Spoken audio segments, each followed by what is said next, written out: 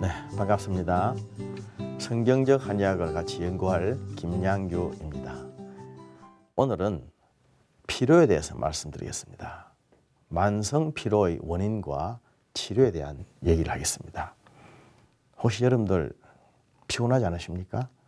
지금처럼 저녁 시간이 되면 팔다리, 허리, 어깨가 무겁지는 않으십니까? 아무리 피곤해도 집에 와서 세수하고 손발 씻고 아내가 해주는 밥을 먹고 나면 피로가 절반 이상은 없어져야 됩니다. 그리고 잠자고 나면 다음날 아침이 되면 언제 그랬느냐는 듯이 피로가 싹 사라져야만 그것이 정상입니다. 여러분들 혹시 그러십니까? 오늘은 피로에 대해서 말씀을 드리겠습니다.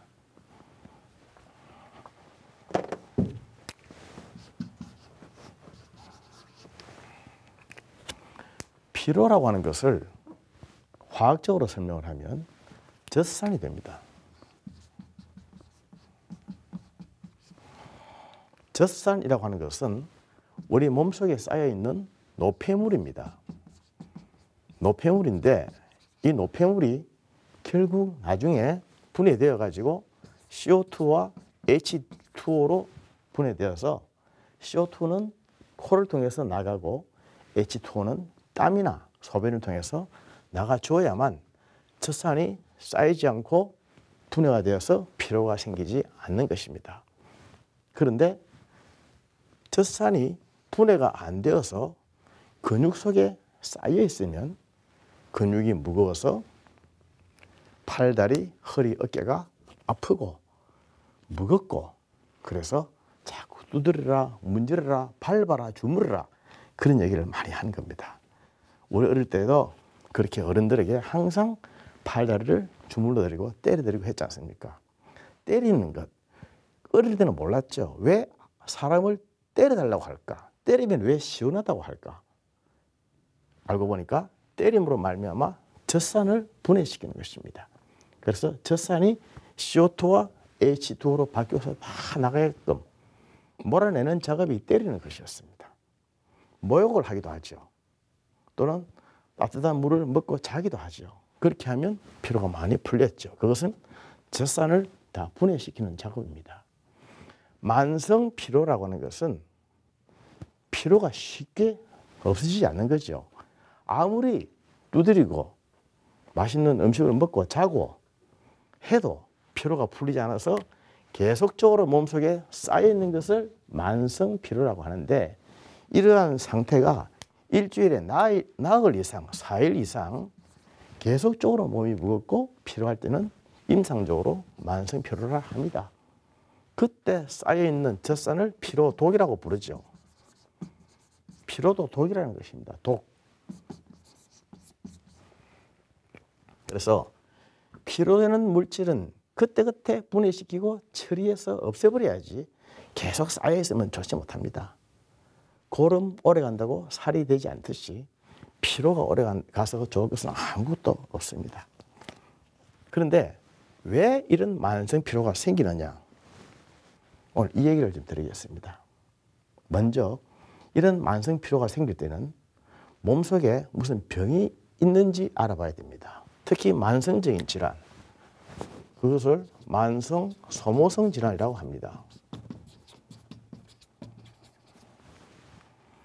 만성 소모성 질환으로 가장 대표적인 것이 암이라든지 당뇨병이라든지 또는 간에 대한 얘기들, 간질환들, 특히 간에 문제가 있을 때, 간에 병이 있을 때는 피로를 많이 느낄 수밖에 없습니다.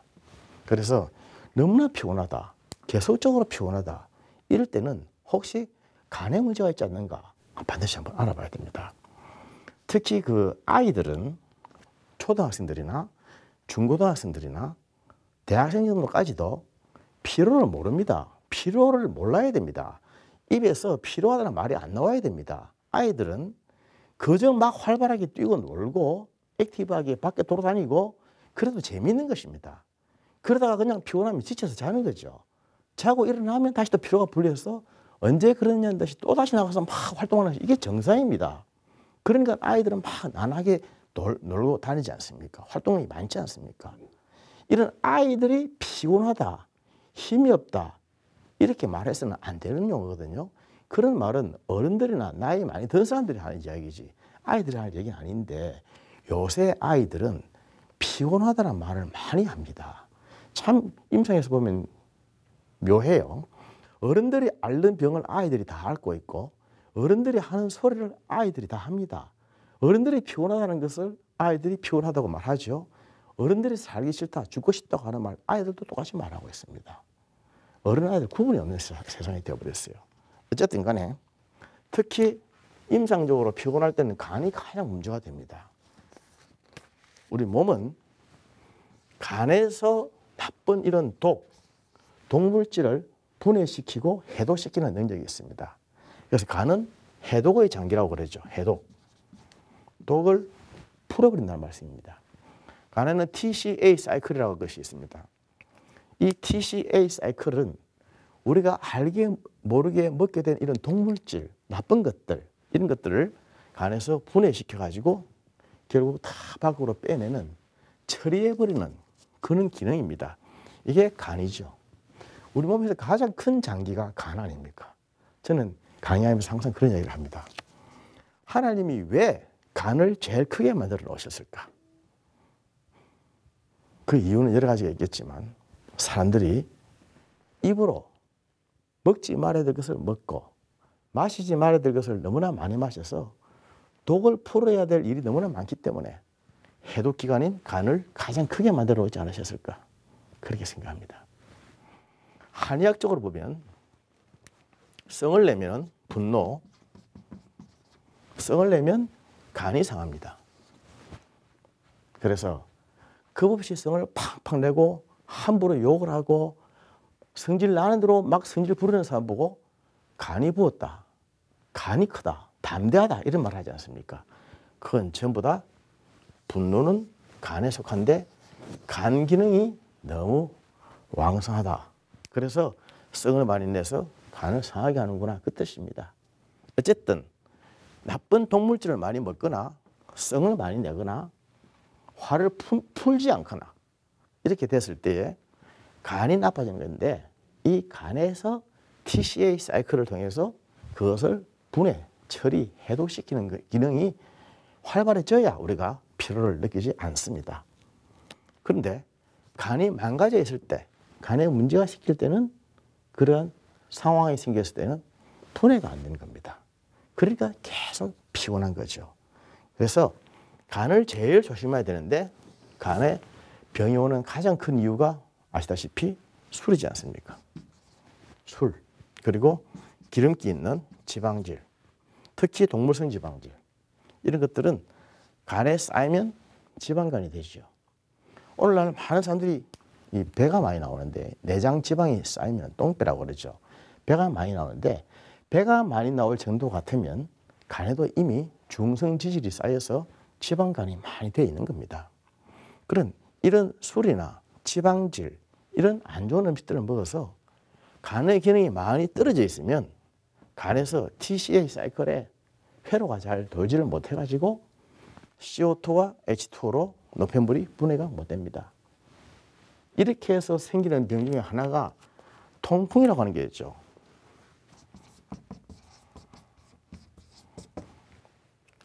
통풍이라고 하는 것도 역시 마찬가지로 술을 많이 마시거나 육고기를 많이 먹거나 해서 간에서 요산, 거기는 요산입니다. 유릭 애시드. 요산이 간에서 분해가 안 돼가지고 이 요산이 피 속을 따라 흐르다가 뼈마디에 가서 탁 붙어서 뼈가 굉장히 아파지는 것. 그래서 통풍은 너무 아프기 때문에 발작이라고 그러죠. 통풍은 주로 발가락, 엄지발가락에 자고 일어나니까 또는 밤에 밝게 부어오르면서 굉장히 통증이 오는 거. 너무너무 아파서 막 비명을 지르면서 고함을 지르는 잠을 못 자는 것입니다. 이런 것이 발작이에요. 통풍 발작. 치료하지 않아도 가만히 있으면 싹 사라지는데 또 조금 있으면 다른 데 가서 탁 붓기도 하고 귀에 붓기도 하고 손가락이 오기도 하고 여러 군데 다니면서 온몸을 따라다니면서 막 아파지는 것이 전부 통풍이라고 하는 병입니다. 통풍은 동물성 단백질, 즉 육고기라든지 생선도 마찬가지예요. 이런 단백질을 분해 못 시켜가지고 간에서 분해 못 시켜서 오는 병입니다. 그래서 통풍 환자들을 보면은 대부분 술을 많이 마셨거나 또 살이 많이 쪘거나 육고기를 많이 먹거나 또는 운동 부족이 있거나 그런 것들 중에 하나가 됩니다. 어쨌든 간이 이런 피로독을 풀어줘야 되는데 그것이 잘 못 시킬 때는 그것 때문에 만성 피로가 올 수 있다. 간 질환이 생기면 어디 뭐 이거 뿌리겠습니까? 필요한 거 뿌리겠습니까? 간이 안 좋으면 가장 대표적인 것이 소화가 안 되고 속이 미식거리고 피부 색깔이 나빠지고 누가 봐도 혈색이 병색이 되는 겁니다. 거무축축해지면서 핏기를 잃어가고 시커매지가면 아 누가 봐도 간이 금방 안 좋다. 간으로 황달이 올 경우도 있죠. 황달. 황달은 몸이 노랗게 되는 것을 말하는데 다른 피부로 봐서는 잘 모릅니다만은 가장 확실한 것이 눈동자입니다. 눈의 흰동자는 남녀노소 그리고 흑인종이든 황인종이든 백인종이든 흰동자는 항상 하얘야 되는데 거기가 노래지면 황달이고 거기가 새까매지면 검해지면 황달이 심해져서 더 나빠지고는 흑달이 되겠습니다. 다 이것은 간이 안 좋을 때 나타나는 증상입니다. 그리고 간뿐만이 아닙니다. 당뇨병이라든지 각종 암 이런 만성 소모성 질환이 있으면 피로가 굉장히 쌓입니다. 피로할 뿐이 아니죠. 피로뿐이 아니라 이미 피로할 정도가 되면은 몸이 많이 수척해집니다. 살이 빠집니다.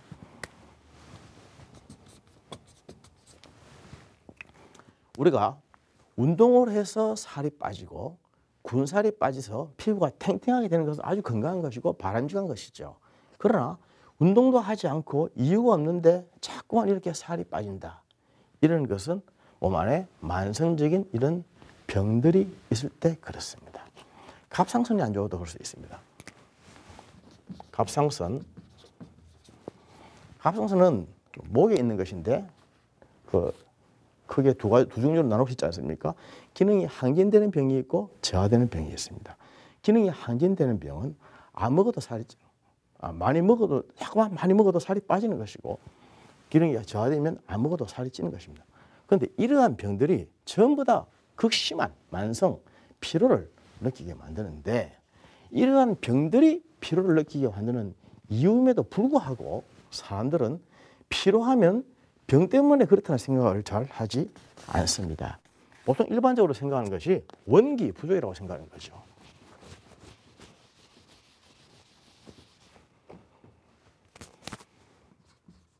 원기 부족. 한방에서는 우리의 몸을 기와 혈로 되어 있다고 말씀을 드린 적이 있습니다. 그런데 기라고 하는 것은 몸의 근본적인 그 힘이죠. 원기 또는 다른 말로 양기, 정기라고 하는 것인데 원기가 부족해서 오는 경우를 허증이라고 그러고 이에 반대가 실증이 있는데 이러한 실증은 원기가 충만한 것이 아니라 사기가 가득한 것이라고 그랬습니다. 사기가 왕성한 것이라고 했죠. 사기라고 하는 것은 병기운입니다. 그래서 어떤 병적인 요소가 많이 있을 때에 우리가 실증에 걸렸을 때 병이라고 할 수 있고 그거는 사기는 없는데 원기 자체가 부족했을 때는 허증이라고 해서 병이라고 할 수 있는 것입니다. 그래서 한의학의 치료 원칙은 허증에는 보약을 써야 되는 것이고 실증에는 깎는 약 씁니다. 깎는 약. 깎는 약은 사약이라고 그러죠. 전에 말씀드린 적이 있습니다. 그래서 이러한 지금 간이고 당뇨고 암이고 갑상선이고 이러한 실증 이러한 병들이 있을 때는 한방에서는 다 실증을 부르는 겁니다. 실증. 실증이라고 하는 것은 실제로 병이 있다는 것입니다. 병이 있을 때는 병을 치료하는 약, 깎는 약, 사약을 써줘야 병이 나아지죠. 병이 나아야 피로가 회복되는 것이고 병이 나아야 문제가 해결되는 겁니다. 그런데 사람들은 그것을 모르고 무조건 피로하면 원기가 부족이다 이렇게 생각해서 허증이라 생각하고 보약만 쓰려고 한다 이 말입니다. 보약만 쓰려고. 아닌 것입니다. 이런 병이 있을 때에 현저한 병이 있을 때 보약을 써버리면 병 자체가 키워집니다. 암이 있을 때 어줍지 않게 보약을 써버리면 암종을 키우는 역할을 밖에 안 하는 그래서 필요할 때에 무조건 보약 쓰는 것이 아닙니다. 사람이 보세요. 무거운 짐을 들고 어깨에 메고 가면서 힘들어서 쩔쩔 맬 때에, 그러면서 지쳐 쓰러질 때에 그 사람에게 그 상황을 벗어나게 하려면 어떻게 해야 되겠습니까? 짐을 벗겨줘야 되겠습니까? 짐만 드러내면은 피로가 없어지죠. 그런데 짐은 그대로 놔두고 자꾸만 밥을 먹인다는 겁니다. 이게 보약을 쓴다는 것이죠. 그런 원리는 아니거든요. 짐을 드러내 주어라. 이게 바로 실증의 사약을 써주어라. 오늘날 사람들이 실증이 많습니다. 실증이 허증보다도. 못 먹어서 생기는 병들은 사실 북한에 가면 많이 있겠지만 우리나라에서는 너무나 많이 먹고 너무나 안 좋은 것을 먹고 많이 피우고 많이 마시고 해서 몸 안에 사기가 가득해서 생기는 실증들이 많은 겁니다. 이 실증 때문에 피로하게 되고 실증 때문에 지치게 되고 실증 때문에 쓰러지게 되는 것이죠. 이게 전부 다 한의학에서 말할 때는 실증, 병증, 사기가 가득해서 그렇다 이렇게 말하는 것입니다. 그래서 피로라고 할 때는 만성 피로는 일주일에 4일 이상 이러한 극심한 피로가 쌓이는 것을 말하는데 이러한 실증일 때에 무조건 보약만 쓰는 것이 아닙니다. 이렇게 해서 깎는 약도 적당히 제대로 써줘야 되는 것입니다. 그것은 약을 말하는 것이고 그 외에 몸이 안 좋을 때 또 어떻게 처리할 수 있을까? 어떻게 처방을 할 수 있을까? 복식 호흡을 많이 하십시오. 복식 호흡을 배로 크게 숨쉬는 복식 호흡을 하고 스트레칭을 쫙 뻗어주는 스트레칭을 해주면 우리 몸속에 군데군데 쌓여있던 그런 락틱 애시드, 젖산, 한방에서는 기체라고 그러죠. 이러한 기가 체한 것들이 다 이렇게 스트레칭을 하고 운동을 해주고 하면 풀어집니다.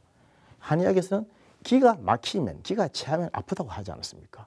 기가 잘 통해야 안 아픈 것이거든요. 그러기 위해서 자주 운동을 하고 적어도 하루에 30분 이상은 무슨 일이 있어도 운동을 하시고 복식 호흡을 하시는 게 좋습니다. 그리고 담배를 하시는 분들, 담배도 굉장히 그 만성 피로의 원인이 됩니다. 저는 담배는 끊었으면 좋겠어요. 담배가 우리 몸에 좋을 이유가 아무것도 없는데 왜 담배를 하시는지. 금연을 하면은 우리가 기가 팽팽 가볍게 잘 돌게 되고 몸속에 특히 그 위, 장 이런 데서 소화액의 분비가 원활하게 잘 나옵니다. 그래서 아주 소화도 잘 되고 건강하게 되는데 담배는 끊는 것이 좋겠죠. 그리고 그 외에 셀레늄이라든지 구리, 아연 이런 미네랄과 비타민 A라든지 C, E 이런 걸 좀 자주 먹어주는 것이 좋습니다. 다음에 다시 얘기하겠지만은 우리 몸에 소량의 원소, 마이너 팩터죠.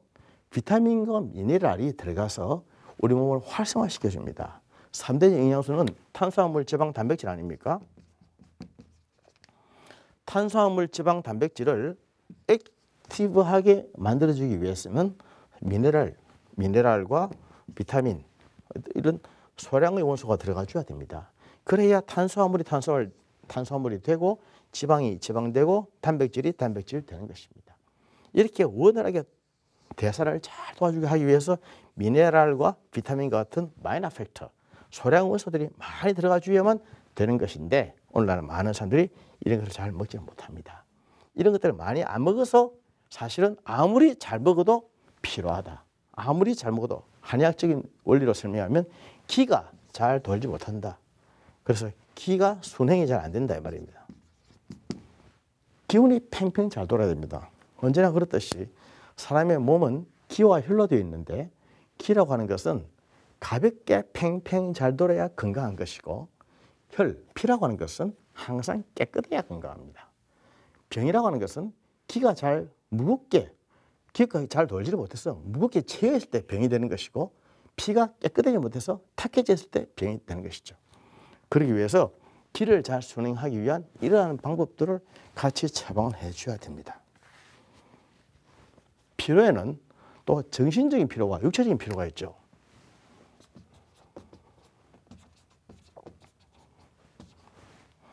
우리가 과로라고 할 때에 육체적으로 과로하는 사람들이 있는가 하면 정신적인 과로하는 사람들도 있지 않습니까? 실제 온몸으로 막 힘을 써서 하는 과로하는 사람들도 있지만은 정신적으로 굉장히 스트레스 많이 받고 굉장히 극심한 현대인들 이런 사람들을 우리가 그 화이트 칼라라 그러죠. 육체적으로 과로한 사람들을 블루 칼라라고 합니다. 정신적으로 피로한 화이트 칼라들이 피로를 회복하기 위해서는 육체적으로 움직여줘야 됩니다. 그래서 어떤 그 휴일이라든지 이런 쉬는 날에 들어누워서 잠만 잔다고 피로가 회복되는 게 아니라 화이트 칼라들이 피로를 회복시키기 위해서는 배낭을 짊어지고 높은 산을 오르고 등산을 하고 테니스를 치고 워킹을 하고 조깅을 하고 이렇게 해서 땀을 뻘뻘 흘려줘야 정신적인 피로가 풀립니다.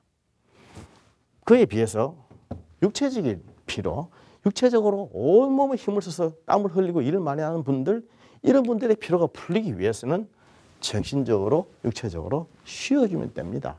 잠만 자면 되는 겁니다. 그래서 모든 피로가 잠만 자면 되는 것이 아니라 어떤 사람들은 운동을 하고 땀을 뻘뻘 흘려야 피로가 풀리는 사람들이 화이트 칼라들이 있고 블루 칼라들은 그 반대다라고 하는 사실을 잊지 마시기를 바랍니다. 그렇지 않으면 일상에서 우리가 매일매일 닥쳐지는 말할 수 없는 이런 이 과로 때문에 생기는 피로, 이런 피로들을 이겨나가지를 못합니다. 영적으로도 말씀을 드리겠습니다. 성경에서 피로하다라고 할 때 보면은 저는 그 로뎀나무 아래에서 엘리야가 생각납니다. 그가 얼마나 스트레스가 심했겠습니까? 갈멜 산상에서 850대 1로 그런 거짓 선지자들을 싸워서 당당히 이겨냈던 그 엘리야가 이세벨이라고 하는 그 여인 한 명의 한마디, 내가 너를 죽이겠다고 하는 이 한마디에 무서워서 벌벌벌벌 떨었지 않습니까? 이 사람, 이 엘리야의 로뎀나무 아래에서의 처절함, 얼마나 좌절에 빠졌으면 하나님 그만 죽여주십시오. 그렇게 생각했지 않습니까? 이때 하나님이 오셔서 엘리야에게 말씀을 하셨죠. 엘리야를 만져주시면서 떡과 물을 주시면서 일어나라고 하시지 않습니까? 푹 처져서 죽음밖에 생각하지 않았던 극심한 피로, 극심한 과로 때문에 죽음을 생각했던 그에게 하나님을 만나게 됨으로 말미암아 벌떡 일어난 것입니다. 사람은 그런 존재입니다. 영이 살아야 됩니다. 영적으로 살고 영적으로 말씀을 통해서 하나님을 만나면, 하나님의 음성을 들으면 피로가 없어집니다. 하나님은 우리에게, 하나님을 사랑하는 사람들에게 물과 떡을 주시는 분이십니다.